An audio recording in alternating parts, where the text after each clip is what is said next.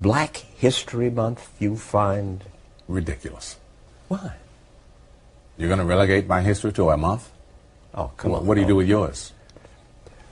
Which month is White History Month? Well, come on, tell me. Well, I'm Jewish. Okay, which month is Jewish History Month? There isn't one. Oh, why not? Yeah. Do you want one? No. I don't either. I don't want a Black History Month. Black history is American history. How are we going to get rid of racism until... Stop talking about it. I'm going to stop calling you a white man. Yeah. And I'm going to ask you to stop calling me a black man. I know you as Mike Wallace. You know me as Morgan Freeman. You want to say, well, I know this white guy named Mike Wallace. You know what I'm saying? Uh-huh.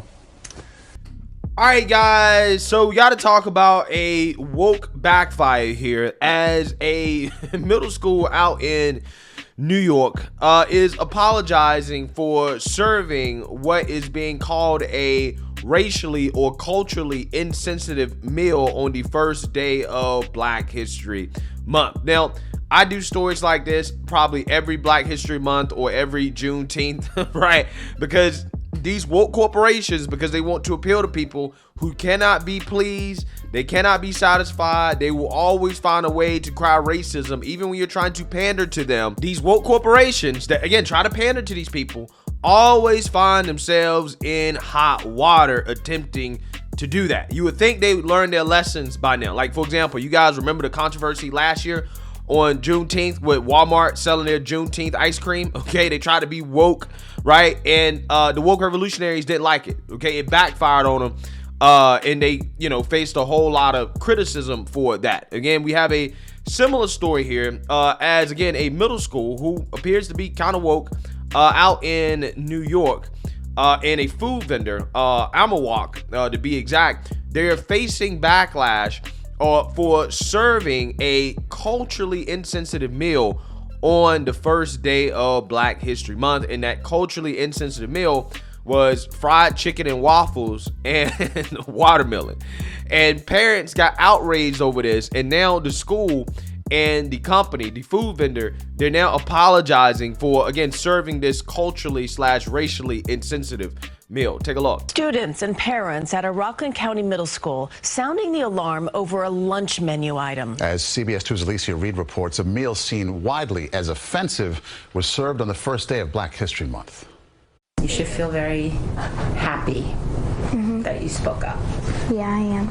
A mother reassuring her daughter after a racially insensitive lunch option was served at Nyack Middle School the first day of Black History Month. I just hope that they won't do it again at a different school or at my school ever again.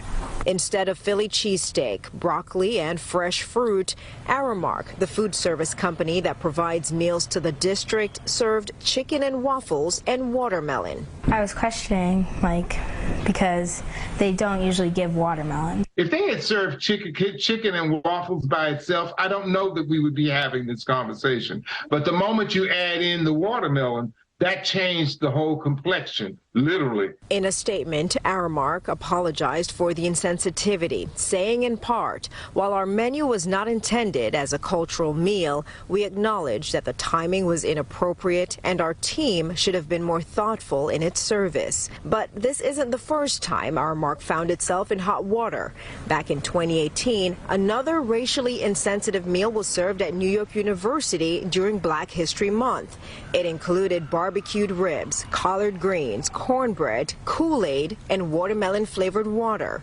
When called out, the company apologized and workers were fired. I thought they learned from their last mistake, but I guess not. The interim school superintendent says Aramark has committed to partnering with the school to offer training for its employees. Workshops that are focused around the concept of equity and institutional racism. The NAACP chapter president says this incident not only points out the need and importance of people learning about culture, but also getting repeated sensitivity training. In Nyack, Alicia Reed, CBS 2 News. Yeah, so I'm always pretty fascinated by these stories and the things that the NAACP, the modern NAACP, seems to care about, right? Like, for example, Elon Musk buying Twitter. In this story right here, okay, some food company slash middle school that were trying to be woke, they serve fried chicken and waffles and watermelon, right, on the first day of Black History Month. Which, again, I find to be hilarious, okay? What I find to be hilarious about it is the fake outrage over this, because that's what it is. It's fake outrage. I don't understand what is so culturally insensitive about fried chicken and waffles and watermelon. That's one thing I've never gotten, right? I've never understood the black people and watermelon thing, okay? Maybe I'm just ignorant, right? But I literally don't understand the fried chicken thing. I don't understand the watermelon thing. I don't understand the waffle. Like, I don't understand what is uniquely black about fried chicken and waffles and watermelon, right? I think everybody likes watermelon, okay? I think everybody likes fried chicken. I'm not sure if everybody likes waffles, but as a black person, I didn't grow up eating fried chicken and waffles, right? Or eating a ton of watermelon either, even though I like watermelon. But it's not something that is a staple of my diet, right? Like, I eat that every single day or something like that. I don't even eat fried chicken every day, but I did grow up eating a lot of fried chicken. Okay, I love fried chicken, right?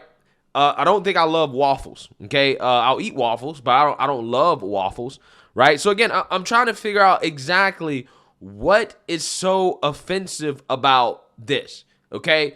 Because I just don't get it. I'm not making the connection here. But apparently, again, there's something about fried chicken and waffles and watermelon that as a society we see as, culturally black or whatever. Right. And I can imagine that the people that were running this school or this food vendor, it sounds more like this is on the food vendor than the school. It sounded like they were trying to acknowledge, right, the black culture, right, by, serving this meal on the first day of Black History Month. So they were trying to be woke, right? They were trying to be aware, okay? They were trying to pander. They were trying to virtue signal. And it backfired on them, right? And it happens every single time, okay? You try to pander to these people and you can never be woke enough. They don't appreciate the fried chicken and waffle and watermelon meal, which, hey, I would say I would have appreciated that because back when I was in school, which wasn't that long ago, right? Like 10 years ago when I was in high school, we didn't have fried chicken and waffles, right? I would love to have had fried chicken and waffles, right? We didn't have that. So, if you are in middle school and you're getting fed fried chicken and waffles, then I would consider that a blessing, right? I wouldn't be hurt and offended by that. That would be a blessing, okay? But again, my question is how far are we taking this, okay? Because are we not supposed to eat tacos on, Cinco de Mayo, right? Or we're not supposed to eat pizza on Columbus Day? Like, imagine how ridiculous this would sound, right? Let's say a school served pizza on Columbus Day, and then the caterer was forced to take cultural sensitivity training because you served pizza on Columbus Day. Again, how silly does that sound, right? Or again, being forced to take cultural sensitivity training for serving tacos and nachos, right? On, I guess, Cinco de Mayo or whatever, right?